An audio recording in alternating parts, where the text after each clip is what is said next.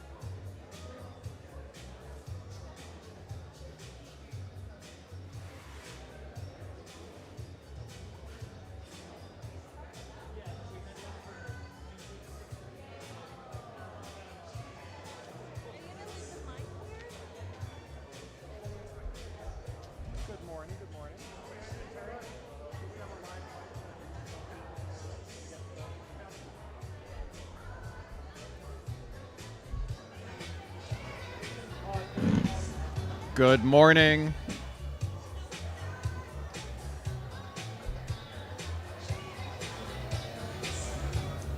Good morning, ladies and gentlemen. We're going to get started with our program in just a few minutes.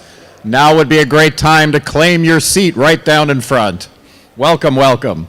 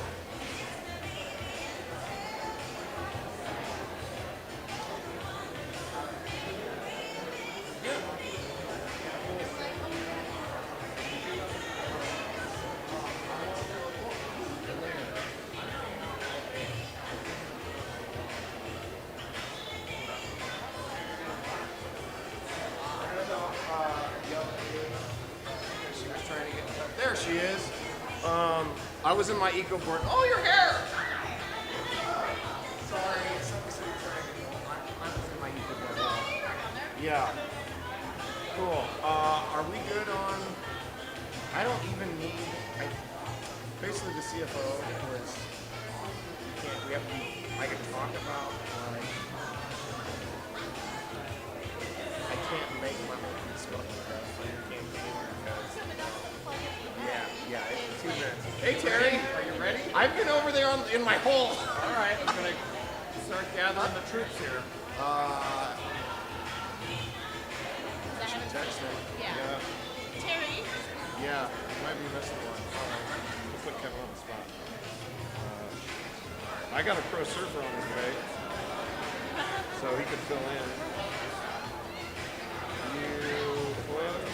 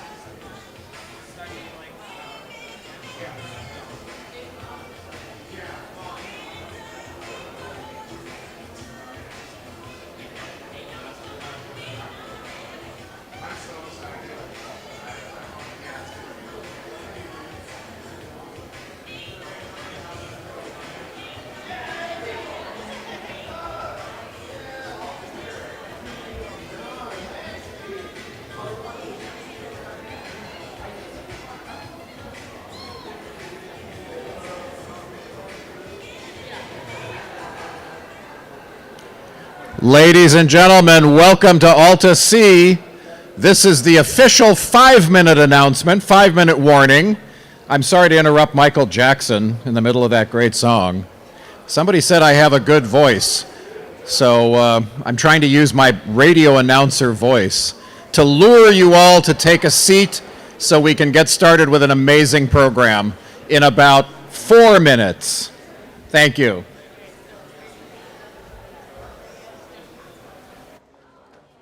Hey Terry, you want to say that again?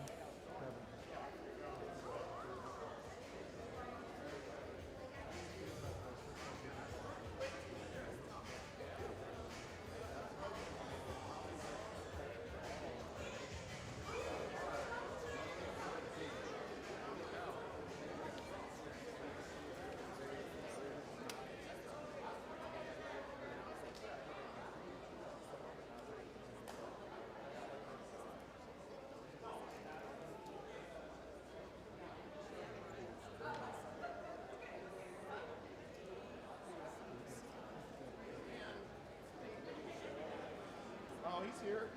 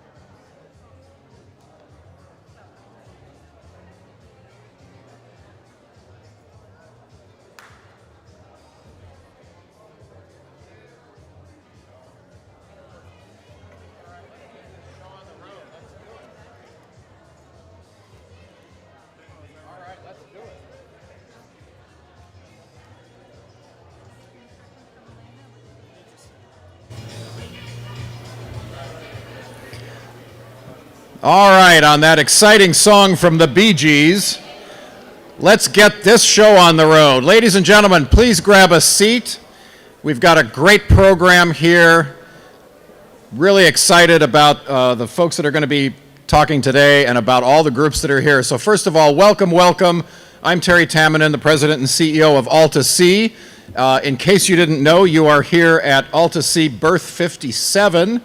And for those who may be new, Alta Sea is a nonprofit that has taken over this peninsula here, going all the way to the south, of historic 110-year-old warehouses. And thanks to many of you and the port and the state and a lot of generous donors, we've raised money to renovate 180,000 square feet of these historic warehouses just to the south of us into a modern blue economy hub where we're going to be continuing our work in ocean education, in workforce training, and very importantly in the development, the research and development of the blue economy. So when we talk about that, we mean aquaculture on land and at sea to develop the future of food and fuel and pharmaceuticals and all the great things that you can harvest sustainably from the ocean, helping to restore the ocean. We're also working on renewable energy with things like wave and tidal energy. I mean, everybody's excited about solar and wind, but think about the constant power of waves and tide. If we could harness a fraction of that, how quickly we could decarbonize our power grid and all the things that we're plugging into it.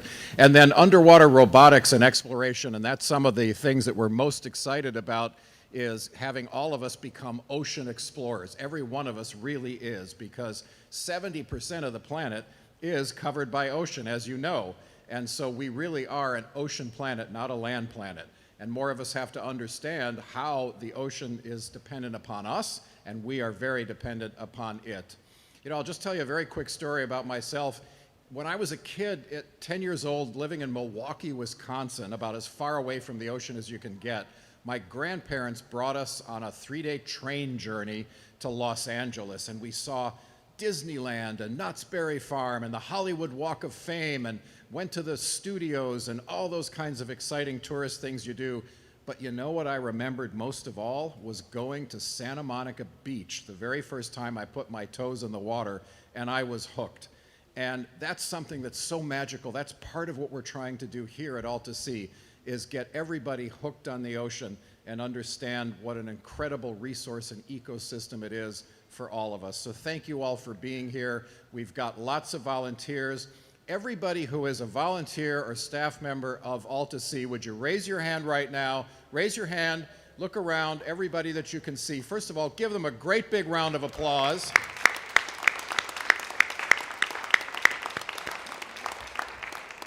I want to thank them for setting all this up, and of course all the great work we do every single day here, and wouldn't be possible without all of our volunteers who dedicate so much of their time and energy and resources and good humor to make all of this possible. And we're excited that you're here, particularly for this open house, because in just a couple of months we're going to be opening up Berth 58. That's the one just across the little plaza here to the south of us.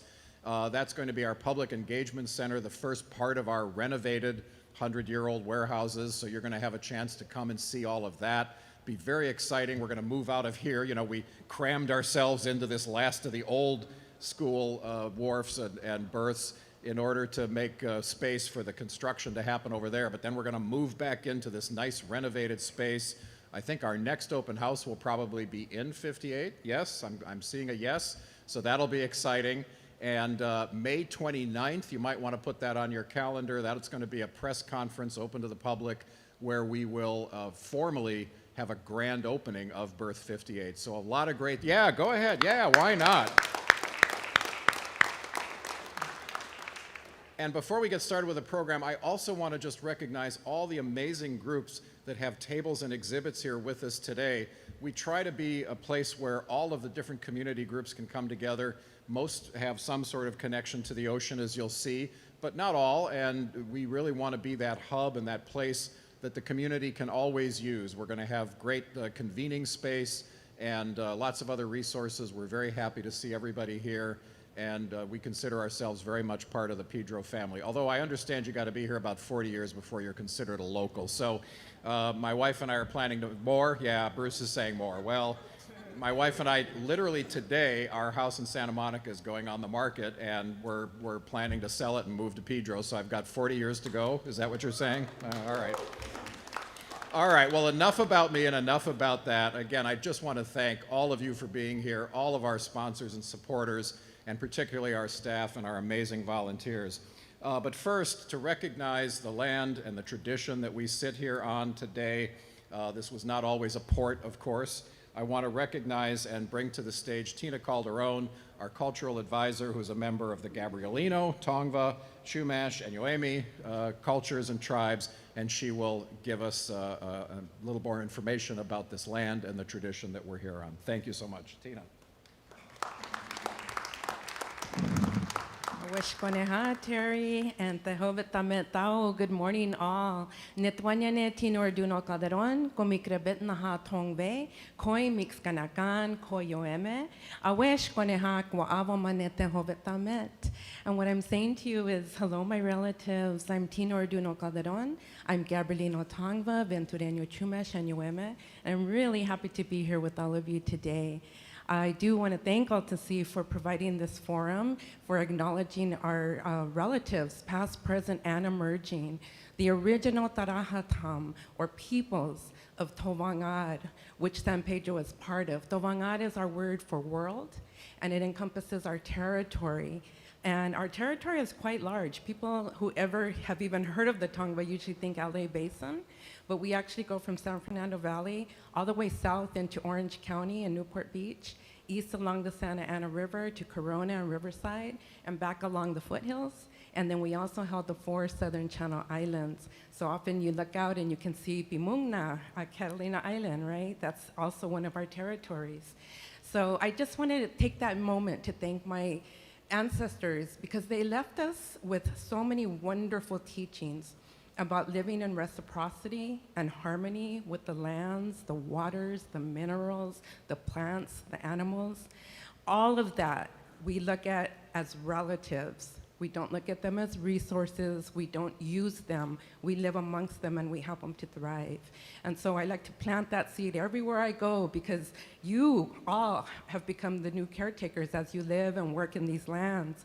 And it takes all of us to be good relatives to help those relatives thrive. So I'm going to go ahead and offer an ancestor song. And when we think about our ancestors, as I just said, we're related to everything, all life, right? So those ancestors are not just human-centric. Those ancestors are all life who has thrived here. It also calls to the 4 directions, so life in every direction. And that also touches on your ancestors. So let's remember them, because they paved the way for us. We would not be here if it wasn't for our ancestors and all the life that help us to survive.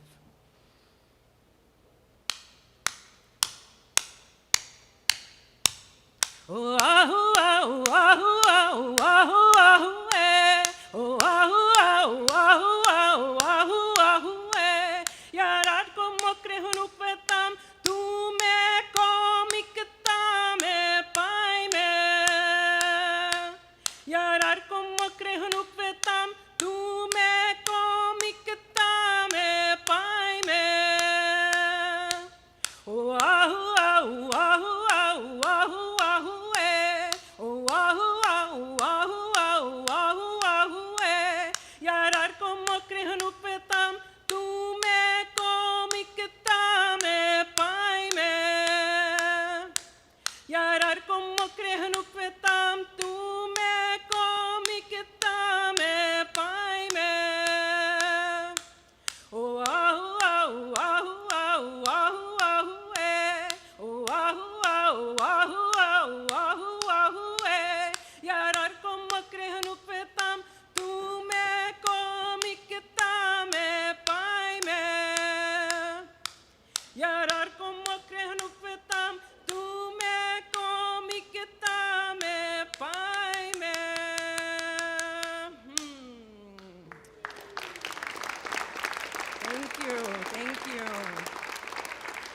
And before I leave the stage, I also want to just let you know that not only was this Tongva territory, but there were many, many, many villages all in this area around San Pedro and Long Beach. And the closest one that we acknowledge here is Swanga. And so it's really important to acknowledge our villages by the name that the people called them, the people who have thrived here for millennia and who have taken care of the lands, and the lands have taken care of us. For myself, I do a lot around the waters. It's so important. We cannot live without water, excuse me. You know, we learned from the Lakota when they were saying water is life, and that was thriving everywhere, right? So we also say, pare, yohar, that water is our life. We cannot live without it. So it's our responsibility to be good caretakers and take care of it. Not only utilize it, yes, those elements are here to help us to survive, but we too need to give back. It's called reciprocity. We need to give more than what we take. And we need to give in a good way, in a loving, healthful way, and with everything that we have. Our teachings are that we take nothing without asking for permission, and that we never take too much, we never take more than we need, we never waste. And so when you live in that way, things do continue and things do thrive. So have a wonderful day. Thank you for inviting me here. Always happy to be here with my Alta Sea family, and always happy to see so many people that are doing good works for the lands and the waters. So wesh koneha, wesh koneha.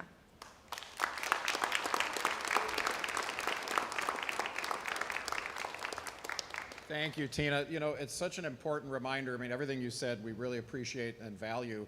But one of the things that you've also taught us over the years is that, of course, the Tongva, the Chumash, the Gabrielino are still here. You know, we tend to think about tribal people and native people as, oh, that's the past history. But no, you're still here, and still here to help us take care of these, our friends, our relatives, our ancestors, and as you say, to try to give back and not take more than nature can provide.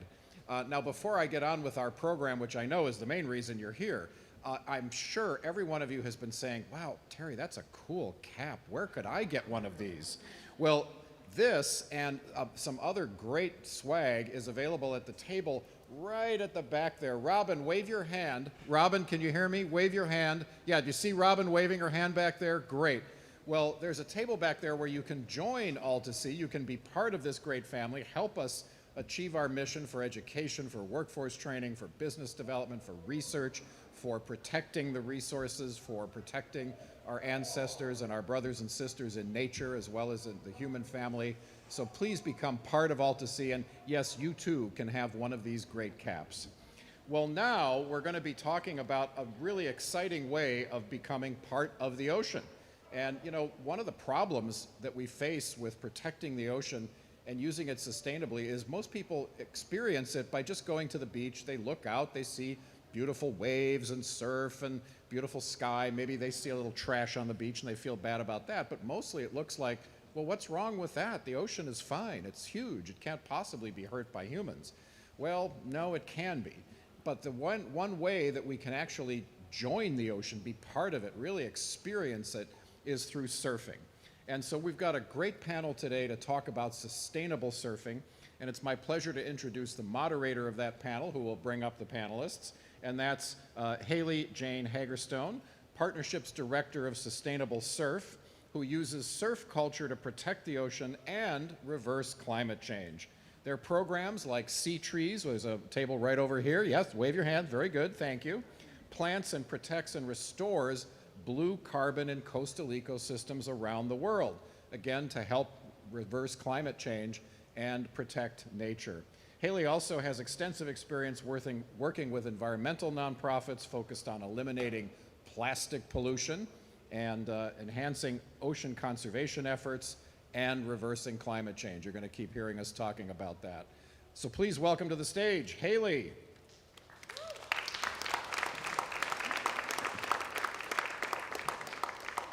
Hi, everyone. Thank you so much for being here today. Did we lose it?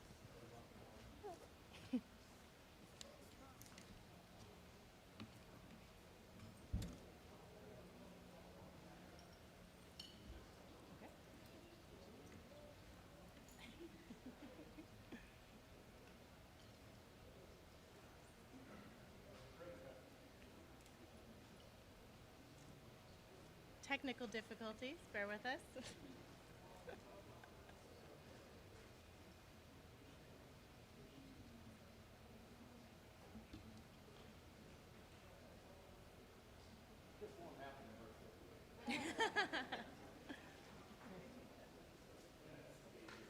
Isn't this staying in the event space though?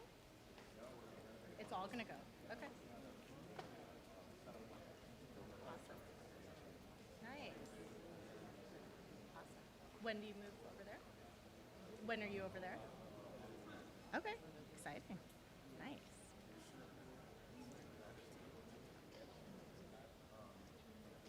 I wish I had some cool skill that I could do, dance or sing or something. I know, I wish I had those, some sort of hidden talent.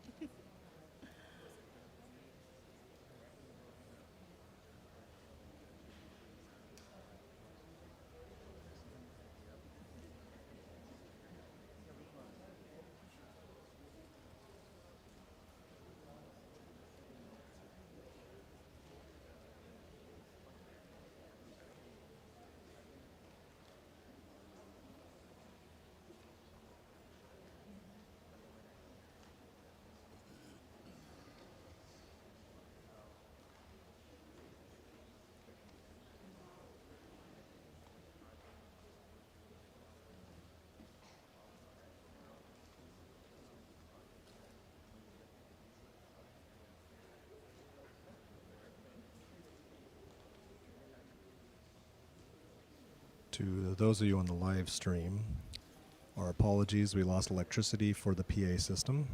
We were trying to get it up and running. Our apologies to those on the live stream. We were just going to get the electricity up I and can running try, we again. can see if, okay. All right, ladies and gentlemen, we're going to ask your indulgence while we try to find the breaker that tripped. That's one thing about working in an old warehouse. So we're going to try to do this without microphones, at least to get started. So we're going to ask our panelists to speak with their outdoor voices. This one? Yeah, exactly. I know the breakers are at. Break them all the time. All right. Oh, all right. Well, maybe while he's fixing that, maybe we can hear from Haley, and everybody just listen carefully or even move a little bit closer, and we'll get started. Can you guys hear in the back? Is that loud enough? Okay, awesome. Well, I think Terry did a fantastic job of introducing me, so thank you for that. And Sustainable Surf and Sea Trees, and please come, talk to my colleague Alex, who's over there, learn more about the work that we're doing and how you can get involved in actually planting and restoring these blue carbon ecosystems all around the world. We have a cool video that if we get our, power back up, we will show the video about sea trees. But in the meantime, I want to invite our amazing panelists to come up to the stage, and hopefully we all have loud voices. So can I get, Rye is checking the breaker. So Angela Sun, Nathan Florin, and Bodhi Patil, please come up to the stage.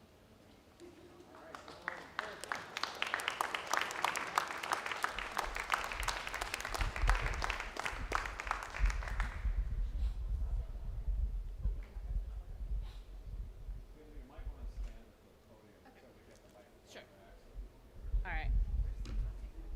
Raya's checking the breaker. And actually, you can continue to speak into the microphones because the live stream will be hearing you. Oh, it will work. The live stream Okay. will be. There's just there's no sound here. Perfect. The live stream will hear you. All right. The live stream can hear it, but they can't hear Yes, it. they can. The live Yeah. stream will hear you. Great. Perfect. Technology, it's always fun. Okay, well, while we wait for Rye, we'll start your introduction. So thank you guys all for being here. I'm so excited to have this conversation with you. Let's start with the easiest question. Tell us your name and a little bit about yourself.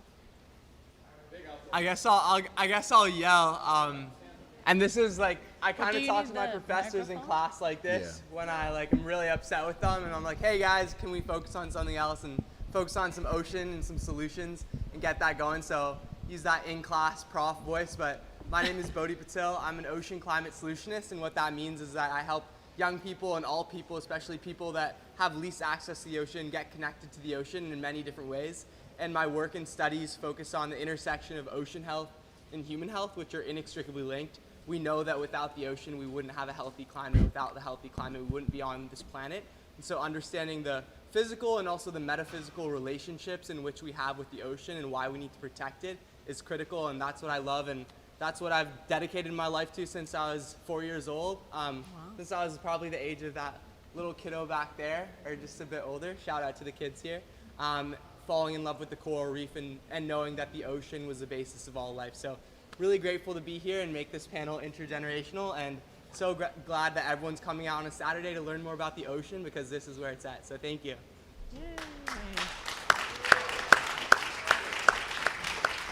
Should we wait for Rye? Might be coming back. We gotta yell. You better laugh. Should I go? Yeah, go ahead, Do Angela. you want me to stand? Might be better. Oh, can I sit? Oh. Hey. Voila. Hello, everyone. My name is Angela Sun. I'm a journalist and documentary filmmaker, and I have been in journalism for 20 plus years, worked a lot in sports, worked a lot in news, worked a lot in the intersection, currently on a show on NBC called California Live. I have covered sustainability a lot, and especially ocean issues and conservation, which led to the documentary Plastic Paradise, the Great Pacific Garbage Patch, that came out in 2013, so 10 years ago. And then it went on to Netflix and then Nat Geo after that, after the film festival circuit and everything, before it got zeitgeisty about plastic trash in the oceans. And Haley from then.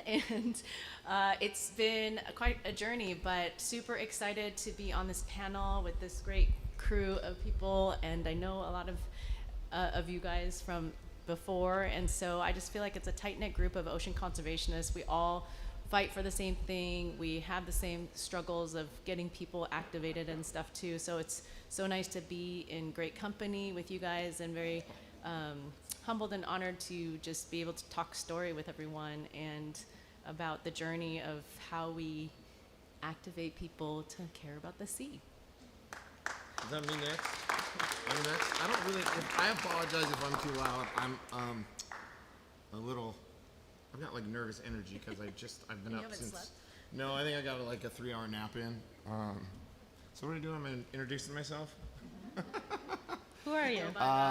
I'm Ryan H. Harris, Rye for short. Eco by Rye is my brand. You'll see some of these shirts around. I am one of the newest tenants here at Alta Sea. I know everybody up here. I know a bunch of people here. It's really good to see everyone that turned out. And I am an Ecoboard pioneer. And huge shout out to Sustainable Surf and Kevin and Michael and Haley and the crew. They've been an integral part in what I've been doing. I'm one of their original partners, and breaking the mold of what's normal in the surfboard industry, which is the toxic standard surfboard. And I have been doing the polar opposite of that for about 15 years. And at the end of this, we're going to talk about something else I'm going to do that's crazy, because everybody thinks I'm crazy, but I just care about the planet. Yeah. And it's Black History Month, so I have to touch on that a little bit. There's a bunch of articles coming out on me. Hey, I'm kind of like the poster child. There's not too many of us that are making the boards that are African American, but it's very encouraging to see. This is going to be a really good segue into this gentleman to my left. It's really encouraging to see some amazing positives that came out of the negatives of 2020. I see some really, we'll just say pro surfers here that are black that 4 years ago, I'm sorry if I get emotional, it just wasn't a thing. So it's really nice to see us represented in surf schools, represented out in the space, out where I go. There's a contest at my local spot right now, and they have all these different regions competing against other people in teams, and literally half of the open men's age group that's competing today is black surfers that I know. And so it's never happened before in my life. I'm very excited. And this dude blew people's minds when he launched the Great Day in the Stoke, which was the largest surf contest of African American people, right in the middle of Huntington Beach at the pier. He had the mayor passing out awards. So, my man Nate, take it over. Hey, good afternoon, everyone. So I am Nathan Fluellen, the founder of A Great Day in the Stoke. These are some photos from year 1 and 2. As Ryan said, it is the largest gathering of black surfers in history. Our third annual event, excited to say third annual, will be September 14th. During the day, we have an all-black surf competition. We provide free surf lessons for anyone in attendance and beach yoga and an award ceremony. Last year, we had Breitling as a sponsor, and they gifted 4 watches that were valued at $5,000 a piece to the winners, so that was exciting to be able to up the ante. Also, I'm the founder of Cavada Swimwear, which I'm wearing right now. It is the first black-owned surf performance swimwear line. So we focus on board shorts, and then we'll eventually incorporate swimwear for the women, and it'll be surf performance-based. And so those are the ways that I'm participating in the surf community.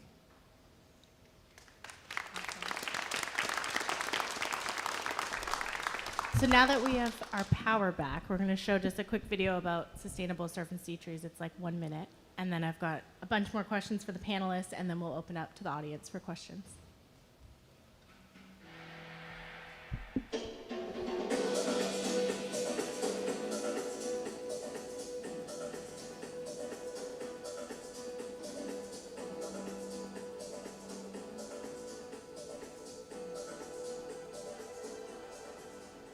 Sea Trees, we work in collaboration with grassroots restoration groups all over the world to restore and protect coast and marine ecosystems, ranging from mangroves and kelp forests to coral reefs, seagrass meadows, and coastal watersheds.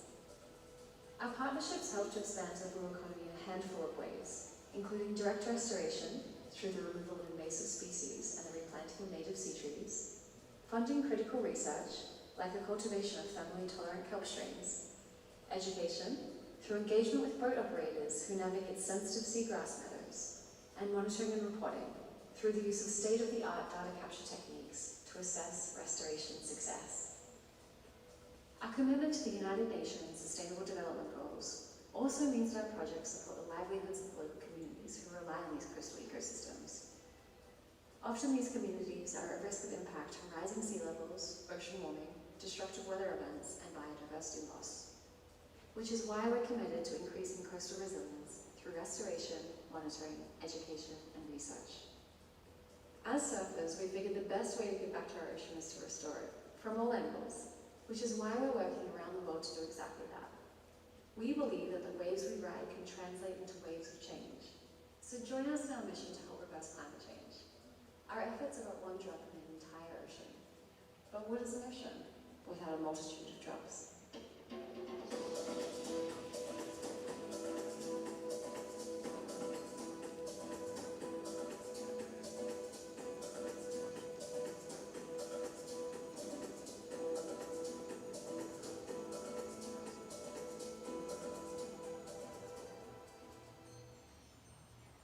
So as surfers, obviously we selfishly want to protect our playground, but there's all these other reasons why we want to protect it. And Tina, I think you did a great job speaking about reciprocity and, you know, not taking more than we need and not wasting. And that's really the core of a lot of what all of us are doing in our different ways. And so I think we'll get into that in this panel. So my next question is for everybody, and it's, what is your connection to the ocean, and what is your ocean superpower? That's a great question. My connection to the ocean is that when I'm in the water, I feel like I'm closest to God because I don't have any electronic devices. I'm in a body of water that God created. Every wave is different. So then therefore I'm focused on the different waves that are coming my way so I can see where to ride those waves. I'm also a scuba diver, so I do explore like the ocean from below, and that's very aware of the importance of having the reefs and keeping that intact and supporting sustainability as well. So that's my experience, connection to the ocean. I'm going to have a very long answer. I'm a pretty stoked individual. I make eco-friendly surfboards that people ride in the ocean, so I'm a stockbroker. That's my superpower. And I'm usually the loudest, biggest smiling person in the water and hooting for everybody. And lately I have been just goofing off with my GoPro and getting clips of everybody. So just keeping the stoke, positive vibes only. but the more I surf every day, and the more I explore the ocean, the more I get upset with how much trash I see. And so that's kind of like my main connection is the more time I spend in the water, the more trash I'm finding, the more I'm finding that I want to do better and educate more and encourage more people to do better. Go to the beach after it rains and see how much trash is there. Go to the beach on a weekend after, you know, maybe a holiday weekend on the Monday or Tuesday and see how much trash is there. And so, yeah. I think my connection to the ocean, I mean, obviously, like all of us, started young. And I think as a surfer and scuba diver, you know, what got me into ocean, you know, like this desire to even be in it was seeing like Voyage of the Mimi. I don't know if you guys remember that. Ben Affleck used to be in it. I'm dating myself now, but it was like a PBS show, or like the Jacques Cousteau documentaries. I feel like seeing this underwater world, or even going to the aquariums and stuff, I always just was so excited about these crazy, weird sea creatures. So I think the ocean, like, you know, when you're diving or when you're surfing, like Nate said, it's just like this peace and tranquility, this blue-mindedness that, I don't know if you guys know, that Wallace J. Nichols, the writer, wrote about blue-minded, how the ocean just like gives you therapy that we all need, you know, just to kind of chill. So I think that that's my connection to the ocean. I think my superpower, I love telling stories surrounding the water, whether it's conservation related, whether it's social justice, climate justice, giving people space and having being able to translate their stories to masses of people is really kind of what drives me. And because I'm so passionate and I love the ocean so much in terms of protection and sharing about the cool things about it, and it's great. I've covered stories about Rye. I've covered stories of different surf affinity groups, and but also about plastic trash. So I think that's what I'd hope to continue to do, is educate people and just kind of broaden the horizons a little bit about what's out there. The ocean's our eldest ancestor, and I felt connected with the ocean with her before birth even. And when I was 2 years old, one of the largest tsunamis that ever hit the coast of Indonesia hit Aceh, and it killed over 175,000 people. And I realized that the ocean had the power to destroy. And it had so much incredible power, and we were at its mercy. When I was 4, I was just sharing the story of falling in love with the reef and going with my dad and snorkeling and seeing a black-tip reef shark and a green sea turtle and a school of herring and all sorts of beautiful urchins and sea stars and all the beautiful biodiversity we have in Indonesia. And I realized very quickly that this was being lost. And even from a young age, knowing that the ocean was suffering and knowing that she provided us life, but yet her life was being taken away, was so powerful. And I came out of the water that day with my dad, and I put my hand up. I was like, Dad, I'm going to protect the ocean. Like, this is what I'm going to do with my life. And I knew it. And since 4 years old, for the last 17 years, that's the exact trajectory I've been on. And my superpower isn't in the ocean necessarily. It's actually in bridging different worlds and bridging different peoples and worldviews and ocean cultures and voyaging cultures together, and showing that regardless of who you are, whether you're a corporate working in banking, making money off more money, or whether you're working in the environmental sector at the front lines of climate justice, we actually all have a common goal: to protect our future ancestors, to protect our children, to protect this beautiful planet that we all live and enjoy. And so being able to help bridge worlds and help people understand that we're actually all in this mission to save planet ocean and to save the human race together has been something that I've loved doing. It's been my superpower, and yeah, I'm just super stoked because you all are along this journey with us, and these are great examples of incredible innovators doing specific projects that are addressing ocean health, and we need to continue to grow these movements, and we need you. Thank you. That was awesome and super inspiring, I think. So let's get into some of these initiatives and find ways for the audience to maybe get involved. So, Ryan, I'm going to start with you. Right. So you are one of, if not the OG Ecoboard shaper. What is an Ecoboard, and what inspired you to start shaping them? You know, I started making boards. I've been building boards. Colin, when did I move down here? One of my best. I've literally known him longer than I know of anybody on the planet. I've known him since I've known my folks. So one of my best childhood friends is here, and his wife. So sorry, I got sidetracked. He's right there. But yeah, I'm what they call an adult learner. I didn't really start surfing till I moved to California, because if you grow up in Oregon, pre-internet, you have a surf phone, like a snow phone that you call, and there's one report at about 8 in the morning. The Oregon coast is 2 hours from Portland. So by the time you get to the coast, that report is dated, because swells come up, the wind comes up, and it's usually, it's either too big or too windy or too cold or too sharky. So it was a little bit dangerous growing up, and my dad was, you know, he was actually the first black coach in the state of Oregon, and he put me on water skis when I was little. Anyway, I guess I was always an environmentalist. I just didn't know it. And I fell head over heels with surfing as soon as I moved to LA 23 years ago. I started breaking all my boards because I'm a pretty big dude, and I was riding traditional stuff. And then a buddy was like, go get a blank, you can do that. You just buy some tools and make one, and it was awful. But I could write it, because at the end of the day, a surfboard's a flotation device. So I wrote it, and then I just got obsessed with it. But all the while, I started thinking, dude, this stuff stinks. It's, you know, I can smell bad stuff. I have asthmatic allergies, and I'm allergic to dust mites. That's fun if you make surfboards. But early on, I knew how toxic it was, and there's like 2 different things that happened that kind of forced my hand. There was the immediate closure of the surfboard blank manufacturing company called Clark Foam, and they had a monopoly on the industry. I think 95% market share or something like that, and they closed overnight, and they made the traditional polyurethane foam. So I'm going to get into the science of surfboards real quick. It's foam and fiberglass, and those are both bad.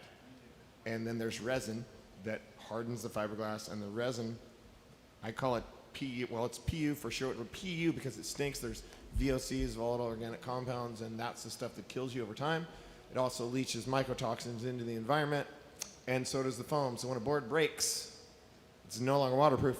It's leaching mycotoxin into the surrounding environment, whether it be the topsoil or, let's just say, the reef at Pipeline that's been dead for 50 years, and surfboards have been getting pounded into that reef. So you could say that surfing and surfboards killed that reef. Anyway, so Clark Foam closed. Now it's the wild, wild west. So people are looking at epoxy and styrofoam, EPS, which, you know, we know that styrofoam is from plastic. You break down the, you know, to a molecular level, but it's 100% recyclable, and it's closed cell foam. So it doesn't leach those same mycotoxins that the other traditional surfboard foam does. So that was good. And then the invention of bioepoxy, as in not petroleum-based like every other resin ever used before on surfboards. That was about 15 years ago, and it's in my story. I helped develop it. Kelly Slater uses it on his boards. Long story short, I was one of their guinea pigs, and the stuff was basically from sap, and it was super yellow like sap. The problem with that is, brand new surfboards, we're talking about the shortboards that all the pros are riding in the contests, they are white like that chair. And over time, boards yellow and decay. It's a natural process from the UV rays. And so a yellow surfboard looks old and crappy. So a brand new yellow surfboard, it took them a while to get started. And what they had to do was the molecular biochemist that invented it had to reverse engineer the dyes that went into the resin so he wouldn't lose that USDA certification that was so important to the bioepoxy. I didn't care because I'm an artist. I didn't care if my boards were yellow. I'd just airbrush them or do some artwork. And I just kept plugging away, and Sustainable Surf came around about the same time, and they launched the Ecoboard program, which is basically a verification system that says this is what an Ecoboard is. And so there's a logo on all the Ecoboards, and they've got a level 1, a gold level, Eventually, I'm going to get them to do some platinum stuff with what I'm doing with zero waste and recycling and upcycling and making boards out of trash. But yeah, so I'm off the topic, man. I already lost track of what I was talking about. You're doing great. You answered the question. That's what an Ecoboard is. That's, it's an effort to not use the traditional stuff. The original surfboard was an Ecoboard, by the way. Fallen down koa wood trees in Hawaii, made with man-made tools and shells to shape them down and then glassed with an oil. That's it. Centuries ago, and we just screwed it all up. So we're trying to get back to the original surfboard. Also, those boards weighed like 200 pounds, so no. I'm not trying to pull a leg, getting in the way. Awesome. Thank you, Rye. Thank you for educating us on Ecoboards, and I think we're going to learn a little bit more about Ecoboards after all of this. So, Angela, over to you. Your documentary, Plastic Paradise, introduced our audiences to the plastic pollution crisis back in 2013, as you said, which was 10 years ago. How has the movement changed in the last 10 years?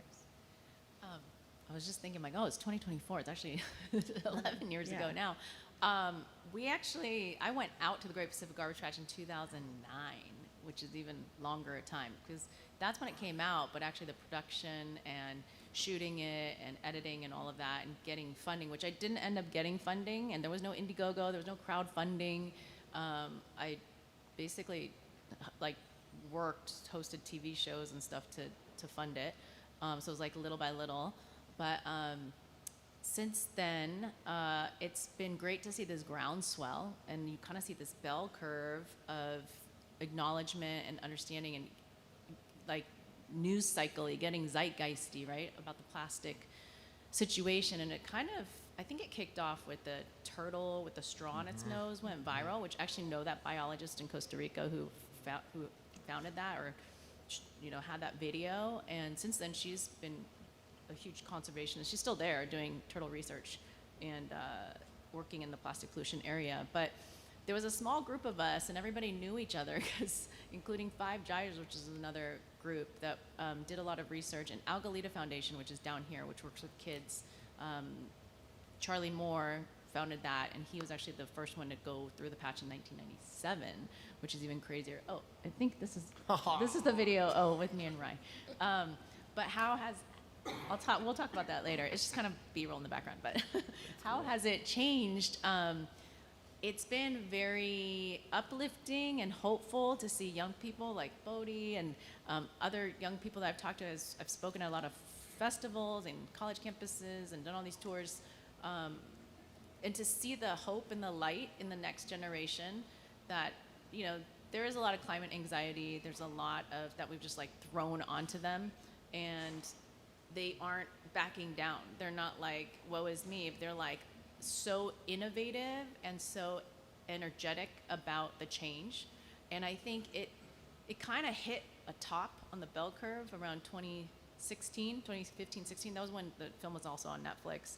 And actually, a side note, one of my proudest moments of some people, it's like, oh, I made network TV, oh, I made this, or I'm a news anchor or whatever. But for me, it was randomly in downtown LA, I was at some the video game club or whatever, the bar in downtown LA, and in the arts district, and some random person came up to me and was like, did you make that film on Netflix? And I was like, you've seen my film? Because I didn't think anyone watched it, and I was like, I don't know if anyone's gonna like it, what? And so having it just and another person said, I changed my major to marine science because I watched that. I'm like, no way, So I feel like having that impact and seeing this groundswell of young people going to the Hill, demanding legislation from the local community side, straight up at Santa Monica meetings and stuff that I've been to the federal level, to banning the microbeads. And there's so many different initiatives that have been going on. Surfrider, a lot of people have been doing such great work, and I feel like it's the grassroots, it's the young people that keep me going.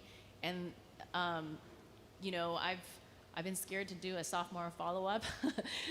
Everyone asks, when's your next one? And I needed to take a minute to kind of regroup, and I feel like I get that drive to do it again, and the excitement from seeing people like Bodhi lead the charge, and it makes me excited to work on the next project. So I'm hopeful is kind of where I'm at with that. But there's so many great people doing great work.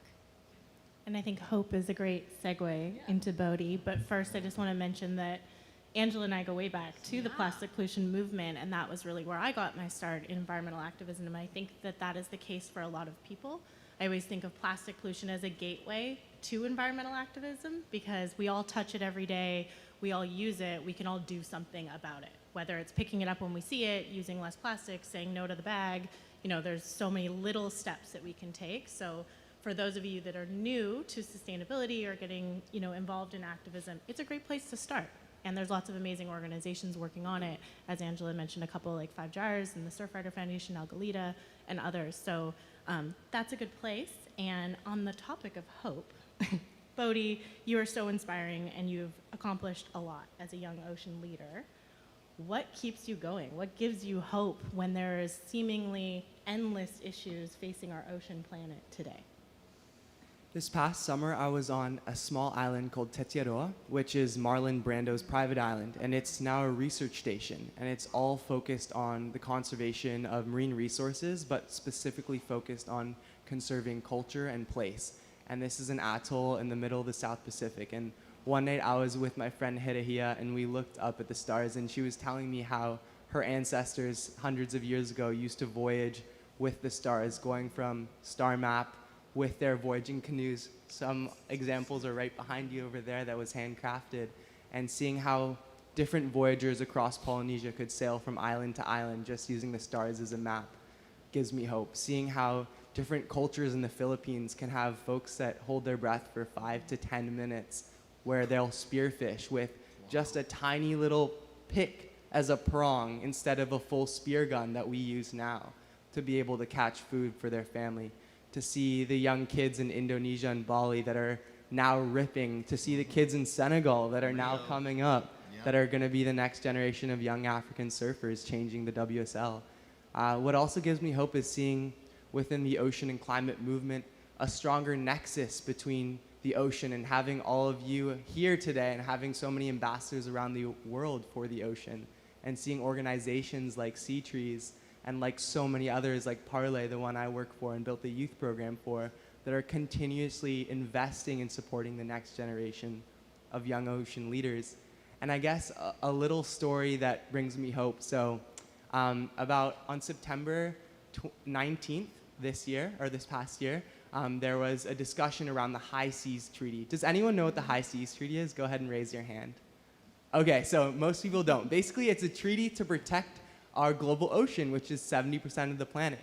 And it's in areas of biodiversity beyond national jurisdiction. So basically areas that are outside of a country's exclusive economic zone. And it's taken about 21 years, the amount of time I've been on this earth, for global leaders, politicians, heads of state, ocean ambassadors to the UN to draft a treaty saying that they would protect the global commons, the common heritage site, which are the high seas. And seeing that there was so much momentum from world leaders, from activists, from frontline leaders, from very influential people like Jane Fonda, and seeing the next day, I believe on September 20th, that the High Seas Treaty was then supported and endorsed and signed onto by about 80 member states at the UN during the UN General Assembly. And some of the folks like Taylor over here, who's an ocean hero, who also has his beautiful facility, so you should check it out later on Seaweed Art, was a champion of this message. To see that these treaties, like the Global Plastics Treaty, like the High Seas Treaty, like a full phase out of fossil fuels,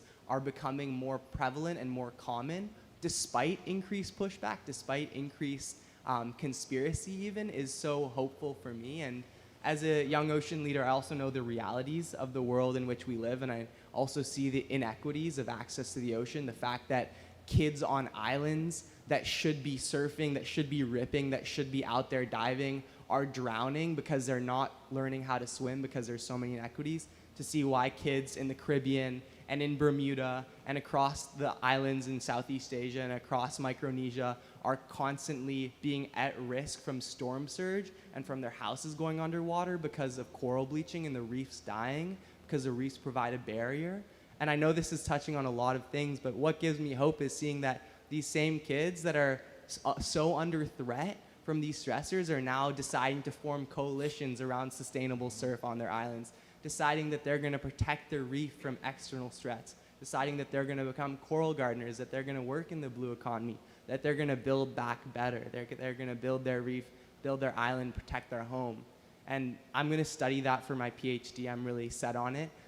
Coral resilience in the South Pacific and what communities can do to protect their island homes, and how at-risk youth can go back from, instead of being on the streets selling dope, go to the reef and plant coral, and how we can make that transition in the blue economy, because we need it. And we need all these folks here that are innovating in the space, because ocean equity is something that's top of mind, and it's what we all need for hope. Amazing. Every time I hear you speak, I'm so inspired. So Nate, there is so much I want to ask you after reading your bio and seeing that you've been to 75 countries, all 50 states and 7 continents.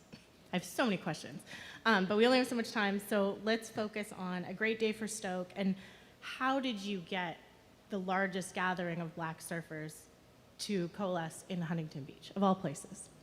Well, great. So I will take it back and get some context. I'm originally from Chicago, and I've been swimming since I was 10 months old. And in Chicago, unfortunately, it's very segregated. So on the south side, it's just all black folks. So growing up, all the black people I knew how to swim. So when I went to college, I went to a HBCU, which had black people from all over the United States and the world. I started to hear that black people don't know how to swim. And that really like blew my mind. And then so when I moved to California, that was always in the back of my mind. And for my first TV show called Worldwide Nate African Adventures, I discovered the Zulu Boys and Girls Surfers in Durban, South Africa. So I was excited because I was like, okay, I can use this as an opportunity to change the narrative or highlight that black people or Africans, know how to swim and surf. And so fast forward to what Ryan mentioned, 2020, there was the killings of Breonna Taylor, George Floyd, and Aubrey Ahmaud. And we were going to paddle outs and in solidarity with the surf community, et cetera. But for me, it was exhausting. We were coming together in reaction to a tragedy. And I saw that we just needed a time, an opportunity to come just celebrate our existence. And so that was the initial thought of a great day in the Stoke, just coming together and celebrating our existence. And being Worldwide Nate, my perspective is that God put us here on earth. Man created countries, borders, states, et cetera, these barriers. But in my mind, God put me here, and I'm gonna explore this earth. So when you said Huntington Beach of all places, I don't connect with the history of Huntington Beach. It's like I go there and I saw that they had the U.S. Open, which had the biggest competition. So I was like, oh, well, if the best compete here, I want to bring my community here so they can compete where the best compete. And so that's my connection to Huntington Beach. So I don't have those experiences that California people have, because that's just my nature, is to go wherever I want.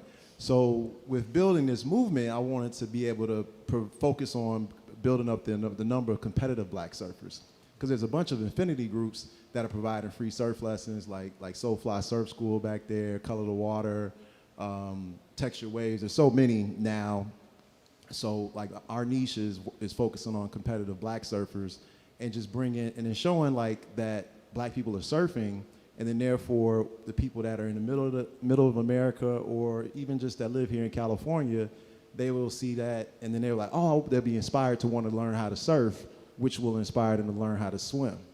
So it's like reverse engineering and providing that inspiration, because for me, growing up, I swam my entire life, but I didn't see anybody that looked like me that surfed.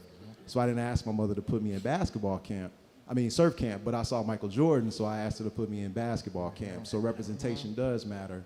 And so it's great to have this opportunity to have a great day in the Stoke, be on the panel and share this message and show the value of equity in just the sport of surfing. Because what will happen is that the youth that are like 5 years old, and they see somebody like Julian, who's back there, who won 2 of those Brightman watches, put them on blast, or Soulfly or Ryan or me, they will want to get to the ocean at an early age, And that opens them up to opportunities for junior lifeguards, becoming more involved in ocean conservancy, and they can go to the coast and be involved and know that they have access to these spaces and areas, and then that provides economic opportunities, and then that allows them to bring that messaging and that awareness of just like not putting trash in a trash can. And then, you know, in LA, there's the runoff in the river, so then they can know that, okay, what I do here in Inglewood, Watts, Compton, South Central, the Inland Empire, it will affect what's happening in the ocean. So therefore, like, just equity, diversity, inclusion is gonna, like, ultimately, you know, save the planet and affect and change lives. Thank you. That's amazing. I And gotta put someone on blast Yeah? after we applause that. go for it. Julian, who's here, who he talked about, I think he's won back-to-back. Great day in the Stoke, but not only has he won the shortboard competition, he won the longboard, and in our South Bay Board Rider Series, he's done it 2 contests in a row. That shortboard and longboard, he's a freak. And he's black, and he's turning heads, and I love to see it. So, yeah.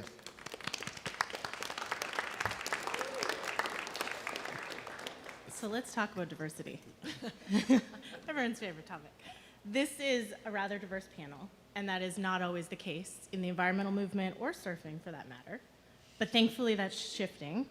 And there was a recent report released by SEMA that looked at diversity within surfing, and it showed that African American, Black, Hispanic, Asian Pacific Island surfers now constitute nearly 40% of the total surfing population in the United States. It's incredible. And furthermore, females make up 40% of the total surfing population. So this goes to show that, you know, there's a lot of positive impact around diversity initiatives and making surfing more representative of our broader population. And as Nate said, representation matters. So how does diversity impact the work that you all do in your everyday lives? I'm going to go back to 2020, and basically this is going to be actually really short.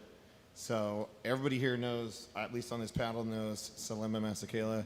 He's a really good buddy of mine, basically the voice of extreme sports. And when all this crap was going down in 2020, because everybody knows me as this Ecoboard pioneer, when the resurgence of the BLM happened, the same surfboard industry that's helped put me on blast with sustainability reached out and said, hey, Ryan, you want to talk about being a black shaper?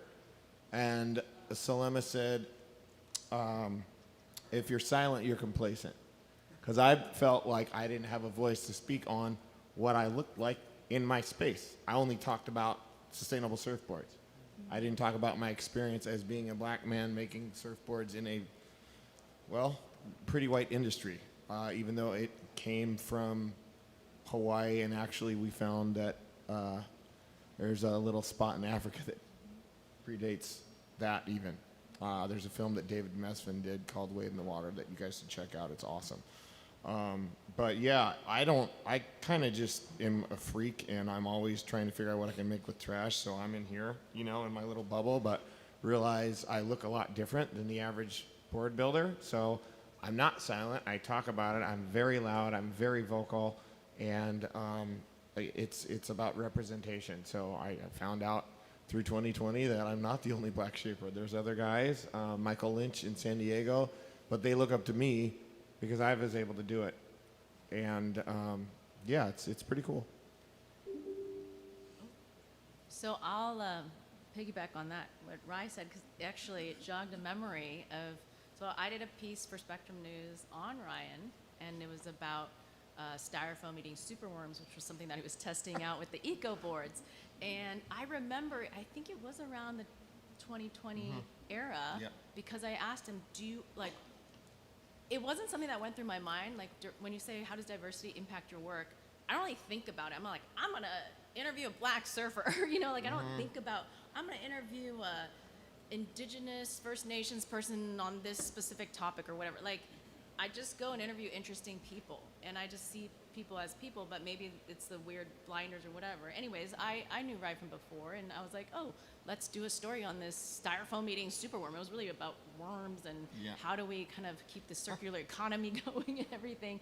And I asked you about your experience being in the water and looking different and stuff. And you're like, I don't want to. Yeah, I remember you were hesitant about it. You were like, I don't know if I want to talk about that because it's not my zone. This is sustainability. I do eco, and it's interesting to see how like you flourished. And I mean, the thing is that I feel like I don't know, I can't speak for everybody on this panel or anybody else, but I think for me, like, I don't think about diversity because you just live it. Like, you're just like, this is my life. Like, sometimes, like, you know, like, I've always wanted to be the person to, you know, get my white surf friends to go get dim sum with me, like in SGV or something, or, you know, like, introduce this new food or introduce this new activity or, you know, take, like, you know, a lot of my friends are like, oh, but Asians don't do that. Like, we don't do that. Like, I'm like, why not? Like, why wouldn't you go travel and go adventure and all that? Like, it's just not what you do. You go to Disneyland and, you know, like, we're all about eating and food and,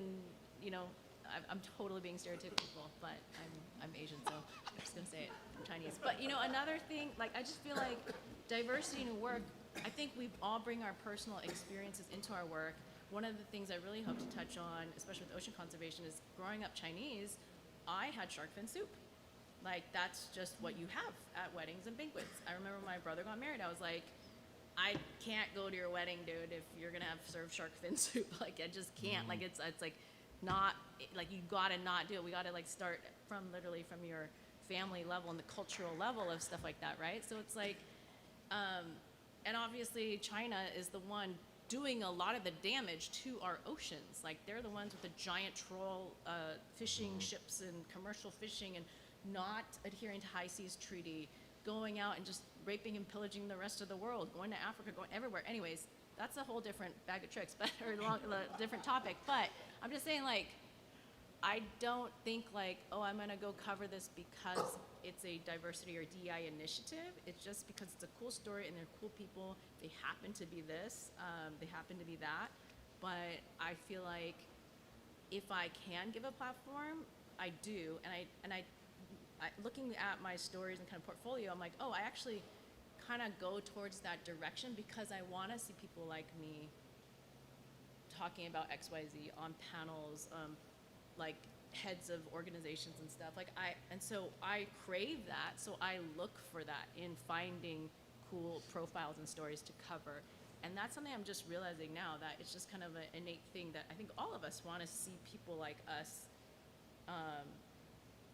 doing the things that we love, right? So that, I think that's where, for me, the diversity does impact my work, because you aren't, as a journalist, like, you could say you're objective, especially covering sports. Like, you're like, you gotta be Switzerland, especially during like baseball. I covered baseball and from the Bay Area, but covered for Dodgers, you know, and then for the A's and stuff. It was very like, you gotta wear just neutral gray colors, and there's a lot of fandom in sports arena, and you just gotta keep neutral. But no one is fully objective in reporting. And as we see, even recently, there was a big study that showed that now more people don't trust journalism and journalists. They trust TikTokers and influencers and just go to like their little silos of what they want to see on the, you know, and that we get fed on the algorithms of social media. So then how are you a trusted source?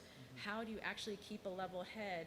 And I want to say I'm completely objective, but I have personal experiences that fuel my direction of work. Now, I'm not going to say I'm the DEI person. I'm the one who covers sustainability and diversity here at whatever I'm working on. But I do tend to want to highlight people who reflect what I crave.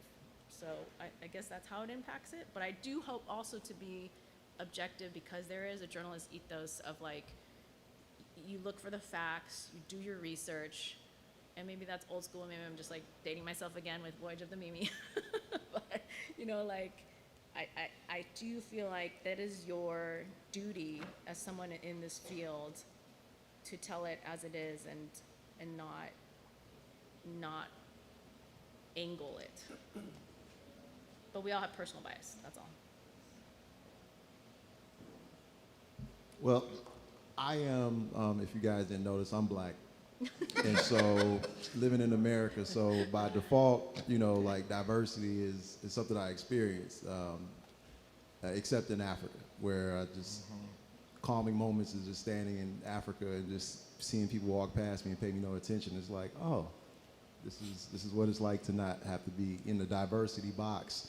So as an American or African American, Black American, my focus within the industry is always going to be highlighting Black people. And the main thing is driven by that is the statistic that 64% of Black people have low to no swimming experience. And there's a whole story arc with that, from pools being public places where people would come to get and gather during the 50s and 60s, and then there's the development, the white plight, which developed the suburbs, which privatized swimming lessons, and then public funding, conservative fiscal policies closed a lot of public pools, and then therefore right now we have these dire statistics. And then now the stereotype is that Black people know how to swim, but it's known as these causes that prior to diversity, you know, back in the Jim Crow eras and stuff like that, which caused this situation. So in my journey is to course correct those things that happened decades ago. So that's where my motivation comes from, as far as, you know, being diverse and diversity and bringing that to the surf industry. Just a quick story. So 1 month ago at COP28, which is the largest climate convention, I attended with a group of indigenous elders and leaders that were all focused on ocean health and connection, that were focused on cultural stewardship and reciprocal values in the environmental movement, that were focused on material innovation and alternative energy sources, education and climate literacy, and much more. And I was actually the only young person besides my 6-year-old, basically little sister, Moana, which means ocean, who was in the delegation. All the elders were, of course, elders. And so as the young person representing kind of like digital media and socials and how we share a message across the world, I felt a really big responsibility to share the wisdom of our ancestors, to share the knowledge of stewardship, to share all the cultural practices that have come from incredibly rich and remote and diverse areas with the world. And so it was really interesting to kind of speak at COP on honestly way too many panels. It was like 25 panels or 30 over the week, to world leaders, to politicians, to business owners, to executives, to corporates, to everyone, to kids, and share this important piece of diversity, including age and relativity of how we're including all generations within the conversation. And just a super quick anecdote, in Maori culture, which is from Aotearoa, New Zealand, we have our Maori people, and I'm saying we because I'm just saying we have so many Pacific brothers and sisters all around the planet, regardless of where you're from, you're a part of this ocean community because it connects us all. That's why I say we as ocean people have a really strong message around the va'a, which is a sailing canoe, which I was just describing over there, and it has 5 pillars, and each pillar is about 20 years, which represents one generation. And so Maori people plan for 100 years, so they represent the entire 5 generations or 7 generation planning in Turtle Island, what's known as North America, and having all this longevity of planning to incorporate future ancestors and future generations into the decision-making processes happening now is critical to diversity, because how can we have a diversity in the ocean conservation movement without having people of color, without having indigenous leaders, without having young people, without having kids, without having kids that are about to be born that are future generations represented, and making sure that we incorporate equity and justice as a central proponent to ocean conservation is going to be one of the keys to unlocking kind of a gateway of ocean possibilities. And that's what our movement is missing, and that's what these folks and legends, honestly, are helping to fill the gaps in. But we need your help, because this is a big, big groundswell that we need to keep mobilizing so that we can surf those waves, because it's going to take all of us together to really get this intergenerational justice, to get this gender justice, to get this inclusivity justice across all demographic groups. The ocean needs it because she holds the most amount of biodiversity on our planet, and she holds so many species that are also biodiverse, so why don't we recognize diversity in our cultures and value that as well, like we do in the ocean? Love that. So I have one final question, and then we're going to open it up to the audience. And this is your last opportunity to plug something that you all are working on. So can you share any initiatives or projects you're involved in that promote diversity within the environmental movement or surfing, and how the audience can get involved? Well, also, I will answer that question, but I also want to highlight what you said about the women being 30. You said 30 or 40%? 40%. 40% now. So in year one at a Great Day in the Stoke, we had 6 women competitors. In year 2, we had 18. So I was excited about the growth of the number of black women competitors, and so that adds to that reinforces that statistic. But then, what's the question again? Oh, An initiative that you're working on Well, about promoting. initiative is always a Great Day in the Stoke. September 14th, 2024. Everybody is welcome to come. You know, it's open to everybody. You can come and support that. That's the main thing we do every year. This summer, we'll be launching Kavada Kids, which is our nonprofit, and then we'll focus on providing inner city kids focused in Inglewood, Compton, and Watts, free surf lessons, and then working with LA County to increase the number of black lifeguards in their system.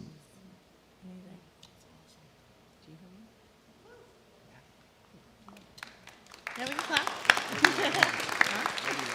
Why not he's gonna end it? Hey, you want me to end it? Well, 'cause How we're much gonna- time we got? I think you should end it because we're I meant gonna. you're gonna take Oh, us yeah, I'm over going there. last. Okay. I think, I guess for me, I love telling stories, and I'm always looking for cool stories. So if anyone has people that do ocean conservation, or anyone linked to oceans, and I mean, I'm always looking to pitch stuff, and really inspired to jump in the deep end and do another long form talk. I feel like I'm at a good spot to be able to do that. I had to take a little personal regroup. Now I have a little toddler, so now I feel like I'm past the baby stage and can get back into work mode. But I feel like if anyone wants to collaborate on stuff, or working on the media side, or need coverage, this is it's just some B-roll that we shot with Rye for a spec film, and talking about his new project, actually. I happened to go out. We know that crazy atmospheric river, the first one, the crazy storm. I went out to Kenter Drain, which also has huge historical significance as Inkwell Beach. I don't know if you guys know all the history of Inkwell, and it was only like safe haven for a lot of black people to go to during a time in LA County, and feel safe and be able to play in the water. And there's a lot of Santa Monica history, LA history on that. But Inkwell, so it's Kenter Drain, where the storm drain goes out, and just within 5 minutes we picked up so much. And then I got rid of there was aerosol cans and stuff, and then got rid of some stuff, and then brought the green planter thing back here. Not my favorite color. To Rye, and the fact that we can circular economy, take our stuff that we devalue and that we think that we're going to throw away, made once but lasts forever. I always, even to this day, the stat that I used in my film was every single piece of plastic ever created on this planet is still here. So if you don't see it, where does it go? Where does it end up? That's kind of gnarly to think about. Every single piece of plastic is still here that was ever created from the 1950s on. Only 9% of all plastic ever created has been recycled. So it's this greenwashing that the industry's been telling us, the big corporations saying oh, just put the label on it, put the leaf, PET plastic. I learned all this stuff about the numbers, 1 to 2, HDPE is the only one that can be recycled, and this buy yoga pants that are made out of bottles or whatever, right? But that stuff, the stuff that Rye's working with, that's the stuff that can't be recycled. That's the stuff that literally just ended up in the ocean. I found that giant planter about to go out into the surf, right at bay. And what he's doing with it is really cool, so I'll let it to Rye. I'll transition it to you. Okay. So I launched something this morning that we're going to talk about in a minute, and after this is over, you guys are going to basically see a bunch of show and tell. But I got to back up a little bit. We're going to talk about how toxic surfboards are and how important something that Sustainable Surf did years ago was, and what it did to my journey. I knew, I was using better materials. I'm not going to kill myself because I'm using a bioepoxy. There's no fumes, blah, blah, blah. But making surfboards is very wasteful. And so what Sustainable Surf did is they did an audit on one of the one of the biggest factories, one of the #1 labels, and basically tracked how much waste was generated to create a surfboard. We're going to talk about shortboards. I'm going to keep it simple. That's what all the pros ride. That's what you see. That's what's marketed. So your traditional shortboard surfboard weighs about 6 pounds, and made with traditional materials, they found that 6 pound board, 12 pounds of waste was generated to make that 6 pound board. That's double the weight of the finished product. Now what if that product breaks? There's about 400,000 surfboards made every year, and I just talked about the smallest one. What about paddle boards? What about longboards? Let's talk about the pro surfers that go through sometimes 5 to 10 boards per event. How many surfers are on the pro circuit? They're getting batches of 15 to 20 boards made super light. They're basically the polar opposite of a circular system. They're buy it, throw it away, and they're leaching microtoxins. So I knew, this is about 6 years ago, I needed to at least try and figure out my waste. So the bio, the good board counterpart, the epoxy board, the same weight of waste was generated. So 6 pounds of waste to make a 6 pound board. So I'd reduced my waste by 50%, but I was like, I'm not really getting anywhere. I'm just here. I'm not getting ahead. So what they were doing, what that did, lit a fire under me to create the Zero Waste Initiative, and we're about the 6-year anniversary of that, and I did a crowdfunding to do it, and mealworms were part of it, and ultimately those little buggers turned into beetles, and it's not a good look, so we figured out some other ways to upcycle, but the goal there was to close the loop on surfboard manufacturing waste, and I'm still the only one doing it, but recently, from all this rain, I've been doing beach cleanups, and she reached out, and I'm noticing all this trash from the rain, and as surfers, we really see how much plastic not just comes out of the drains, enters the water column, and it's cyclical. It comes back on the high tides, and it gets pushed out again, and it comes back in again, so there's always trash. It's in the water column. We've seen the sea turtles, so she came by and said, hey, can you make something out of this plastic trash I got? I go, yes, as a matter of fact, I got some plastic trash. So for the first time, I didn't just upcycle my surfboard waste. We used ocean-bound plastic and upcycled it. And so what I have here and what we're going to go around the corner when we're done and look at is some of the products that I'm able to make out of, I got this morning, little 10-second stroll, 4 pieces of trash. And what you're looking at, doesn't this kind of look like, if you hold the light, a wave that went viral? There was a barrel wave, and it was just filled with trash. It looks like the trash wave. So that is literally the green broken planter that she brought in here, along with upcycled bio-epoxy from the boards. Same with this one. And then this is a little bowl, so it holds a lot more trash. So as of this morning, I launched a new crowdfund to help promote and kickstart what we are launching at the Alta Sea that I'm really, really, really, really, really over the moon on. We're launching the first, it's got a really cool acronym because it's short and sweet. It's a mouthful, but the Educational Center of Sustainability and Surf is the ECOS. They're in the midst of a renovation on the main campus, and we are going to be over there with the ability to take ocean-bound plastic and create things out of it and divert it from the landfill and the oceans entirely. This is just the tip of the iceberg. We're going to be able to make pretty much anything I can wrap my head around. We're going to be able to make plastic 2x4s out of shredded up waste that kids bring in and make benches. I can make stools. I can make I can make anything.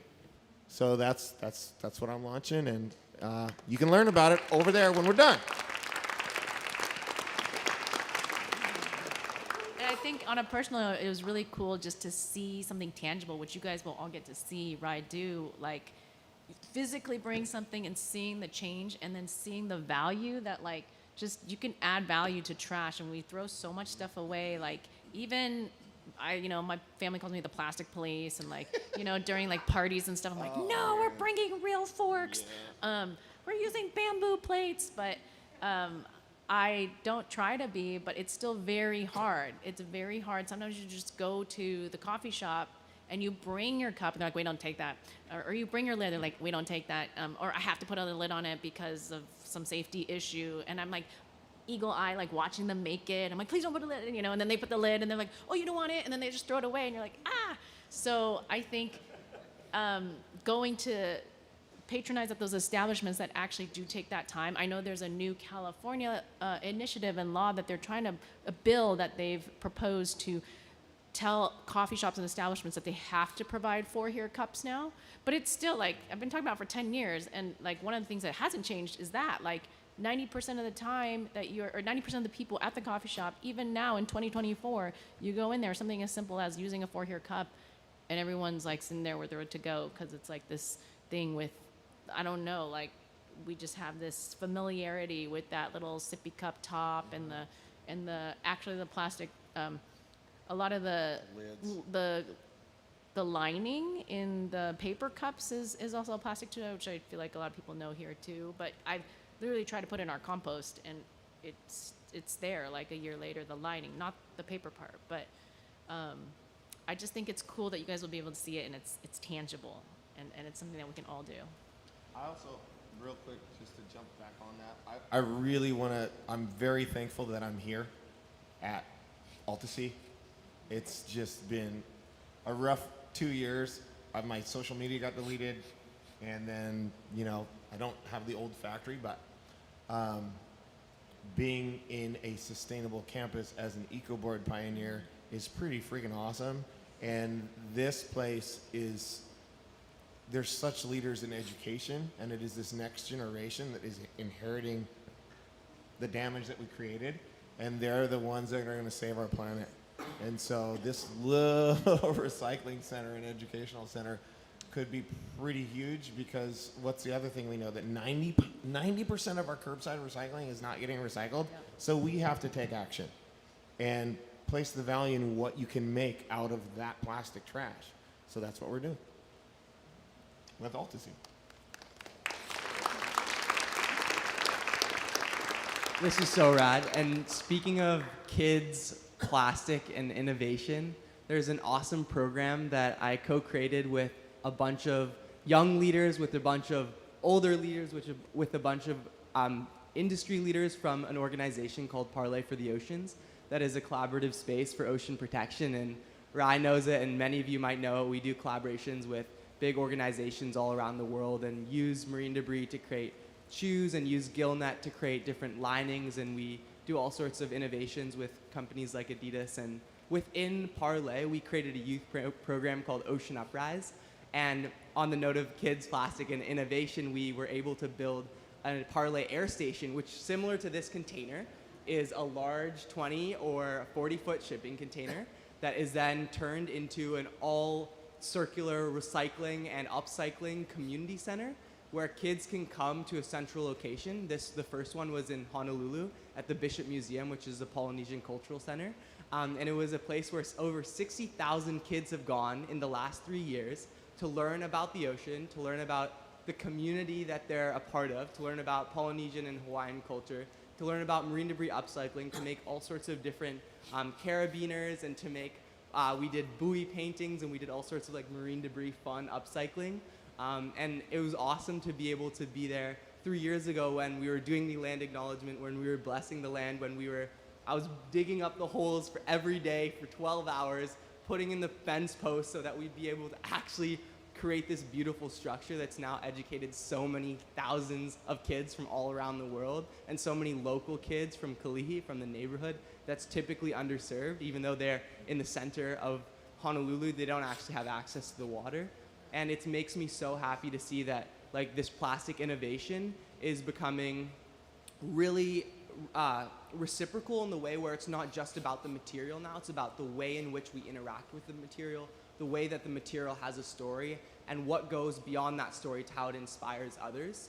And I think with these young people all around the world rising up for the ocean through Ocean Uprise, we're seeing now that in our network that's been only 4 years old, but it's grown to over 5,000 youth with over 200 alumni and a couple ambassadors that literally span over 40 countries now, that are able to go into their communities, advocate for single-use plastic bans, advocate for policy push, advocate for ocean protection, advocate for marine protected areas, advocate for all the great things that we need to protect the ocean, and have this really central component about circularity, about understanding of how culture and ocean kinship connects to this bigger movement.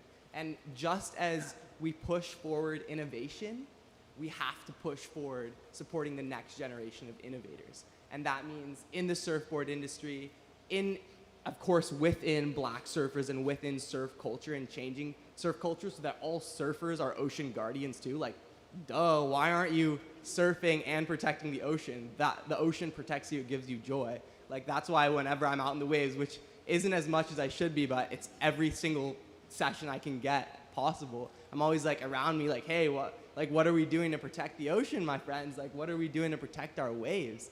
And two really quick points. 3 great organizations. One, Surfers Against Sewage. They're based in the UK. They've made massive ripples in terms of local policy push for sewage reduction and pollution inflow into the UK's surf ecosystems. 2, Save the Waves. We all love them. We all know them. They're a great organization that's working on giving waves kind of legal rights and the rights of the ocean. It kind of as an entity, as a living, breathing entity that can actually be protected by law under federal jurisdiction. The first one is in Chile and across other awesome waves in South America.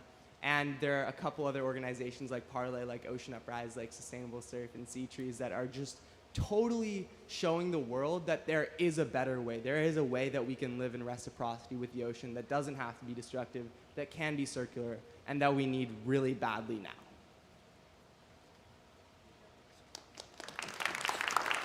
That's what I wanted. A round of applause for our amazing panelists. And now let's see your questions. Yeah? I've heard a lot about plastic. I think we have a microphone coming for you. I've heard a lot about plastic recycling today. I'm curious if any of you have any thoughts or maybe even believe that all the plants in the ocean, seaweed, kelp, coral, etc., and for that matter, all the plants on the land are actually sentient beings, and that we as humans just have not evolved enough consciously to be able to communicate with them, and what that future may hold for us and the plants working together in the world. I would love to briefly answer that. That is like so interesting and so important. So what provides most of the oxygen on our planet is, wait, can anyone guess? Wait, just shout it out. Phytoplankton, okay. What else? Okay, these tiny little things, Prochlorococcus, Synectococcus, and other photosynthesizing marine algae and greens. Algae. Yeah, exactly. Boom, algae.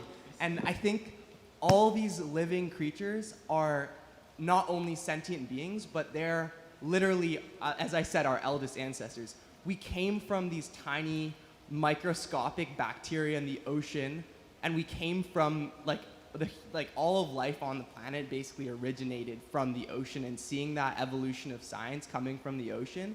And now that these creatures, these tiny little friends in the ocean, these little green things floating around, keeping everything healthy, keeping everything thriving, are the reason why we're still thriving and alive, is so important. So recognizing them recognizing the inherent rights of the ocean, the fact that just like rivers should have rights as legal entities, like in Aotearoa and with the Maori, with the Wanganui River, the ocean should have legal rights as a living entity. I'm working on a project with a large organization that does kind of Sail GP and a couple other organizations that sail all around the world to give the ocean legal personhood. Like, all these beautiful, important species and abundance of biodiversity should have legal rights just like humans do. And the ocean as a body needs to have rights because she deserves to be protected by law under the highest courts of the International Court of Justice. So yeah, great question, thank you. Can I follow up real quick? If anyone has, Sorry if that didn't answer your question. No, just a quick follow-up. If anyone has the interest, there's a great book series written by Frank Herbert and Bill Ransom, I think in the late 70s, called Destination Void. It's a science fiction novel that kind of talks about this. It's really interesting, though. Thank you. I've always lived on island or peninsula, Lake Superior, New York City, Miami, and now out here. And I'm really confused why plastic bags are handed to me at the grocery store here. Why hasn't that stopped? I guess I can speak to that. So it starts, a lot of the plastic industry and corporations have found loopholes in state bills, not in California per se, but like in Florida and stuff. They got ahead of it because they saw what was happening in California with local municipalities and activists and the local community demanding to not give those plastic bags, like the cutlery and stuff too, the to-go bags and all that. So they jump it and they go to the state level and they create some, sort of resolution that's like, you can't change the law for local unless it's from a state level or whatever. Anyways, it happened in Florida. We were pissed. I remember working on that with Five Gyres and stuff. This was a while ago. And I think you remember that one, the Florida. Yeah. And so in California, a lot of people see California as the 5th largest economy and also as this beacon of what green sustainability and, living can look like.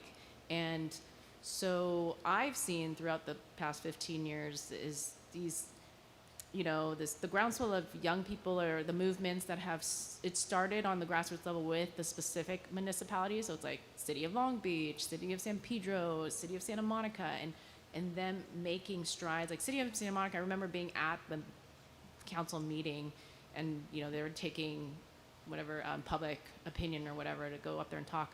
So I was there with Surfrider and it was about marine degradable styro, those to-go clamshell containers and stuff.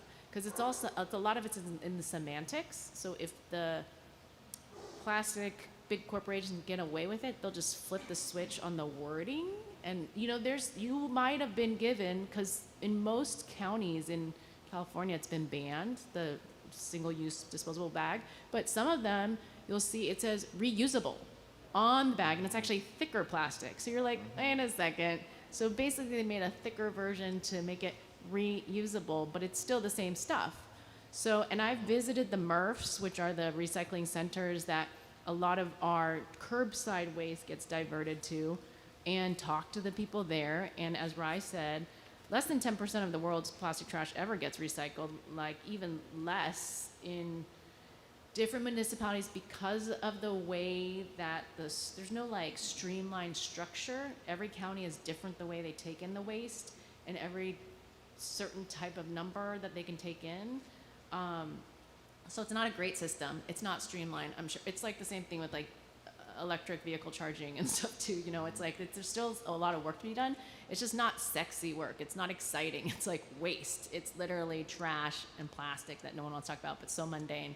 So I think that's maybe why you're seeing that there's still places giving that out, because marine degradable was a big term, because like, oh, will this actually disintegrate in the ocean? There's this shoewear company that works with Scripps in San Diego that I interviewed called Blue View, and they actually tested out this Solic foam that they created in the lab, which was made out of algae, and it actually biodegraded underneath the Scripps pier within 6 months, like the sole did, and that's something that's marine degradable. But the stuff that you see that's like at Whole Foods or wherever with the little leaf that says it's corn plastic or plant-based bio, like it isn't really. It has to be heated in a certain compostable plastic is a greenwash word, a term where, again, semantics, where they get away with it because people are like, oh, we don't want to think. We don't want to like go in the weeds of all this stuff. We just want to be like, cool, it's compostable. Awesome. I'll order this for my party I'm having or whatever.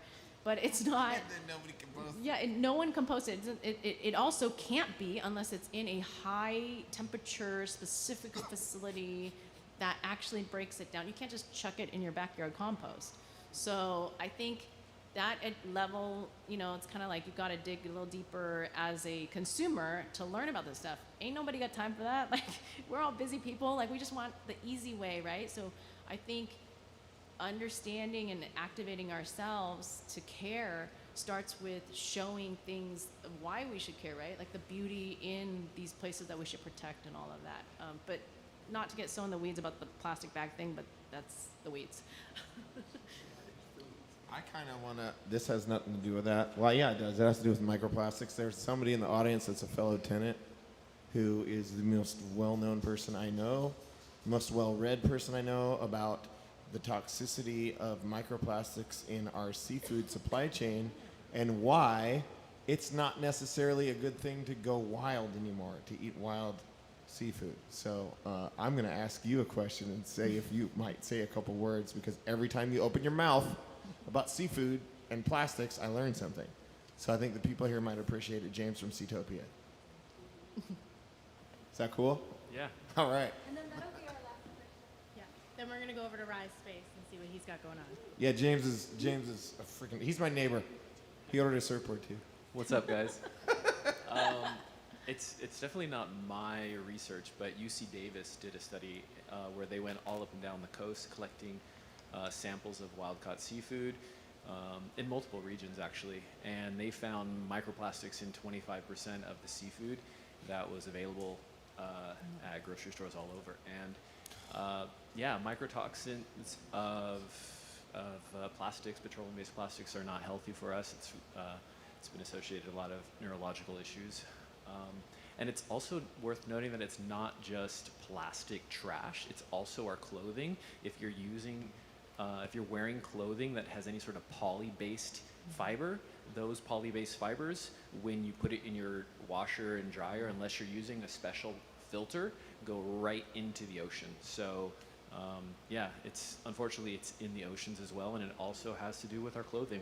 If you're not wearing a actual cotton-based clothing, if it's any sort of polyester, poly something, that is breaking down in your washer and dryer and going into the food system and bioaccumulating into our food system. But there's alternatives. Yeah. Thanks, James. Okay, thank you. With all the questions, our panelists are going to be available if you want to ask them any questions. We're going to be inviting, Ryan's going to be inviting everybody to his area. Do you want to talk a little bit about what they can see on that side? Yes, ma'am. Right down this little corridor, follow the green, not green, I'm colorblind, the blue. Everything's blue. You'll see these really colorful stairs that match my shirt and match my hat. Like he's on brand. Aqua blue and hot pink. But we're going to talk about the ecos and what I'm doing and how you can support. You can literally scan some stuff, figure out what you want. We're going to do some sustainable live screen printing. I'm not doing live surfboard glassing because that'll take too long, but I'm going to show you a bunch of the products that have ocean-bound plastic that we collected and used. And we're going to hang out, and it's going to be fun. Yeah. Thank you all for coming. Thank you to Haley and Ryan for putting such a great panel together. Thank you, Bodie, Angela, Nate, all for coming. We really appreciate you all being here. Thank you to all of our exhibitors that continue to support us and continue to show up. And thank you all for being here again. We're so happy for you to join us, and we hope to see you again in the next one. Thank you. Oh, we have...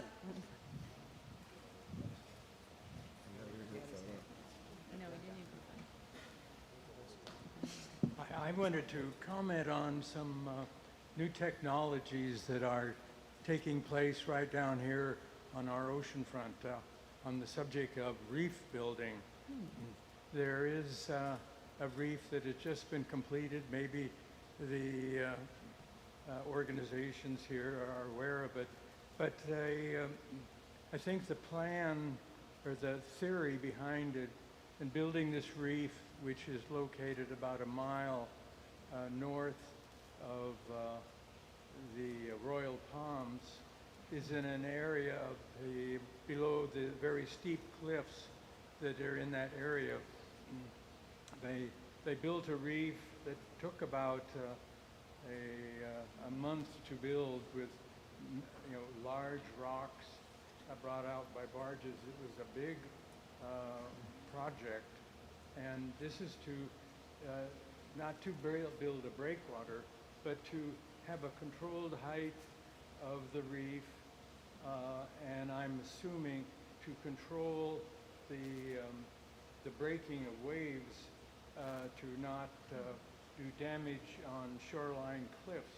And so it's a science to have reefs control wave breaking. And I think in the area of education, this science of reefs and their height, and when like along the coast here, there's a lot of kelp beds that do control the big waves. And But this particular area that they built the reef is no growth of kelp. And so I don't know the science of it, but I believe the reef is 20 feet below or 10 feet below the surface of the water.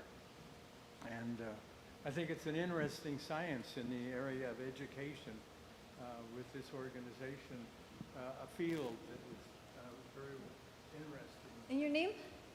Don Black.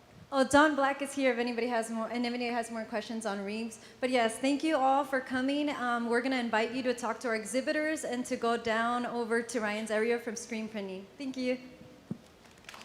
All right, let's get a group photo. Group photo.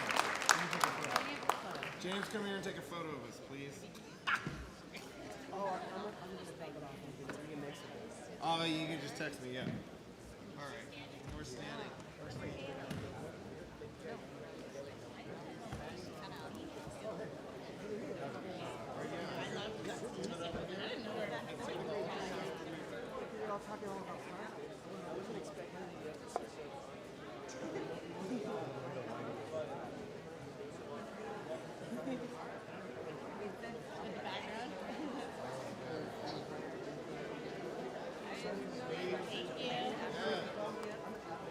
We got the main.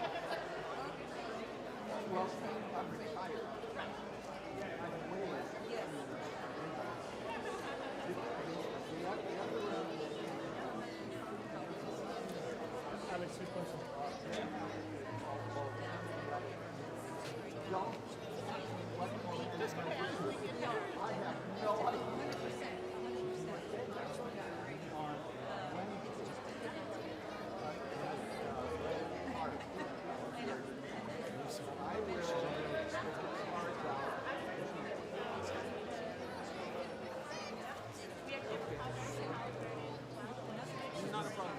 Si quieres try to not try to not put her in the phone just in case si ya se puso delicada, then she might look into, if she sees it, she'll be like, she'll look if she just came out.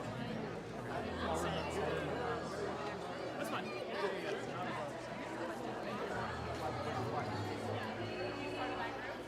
I'm not leaving. Yes.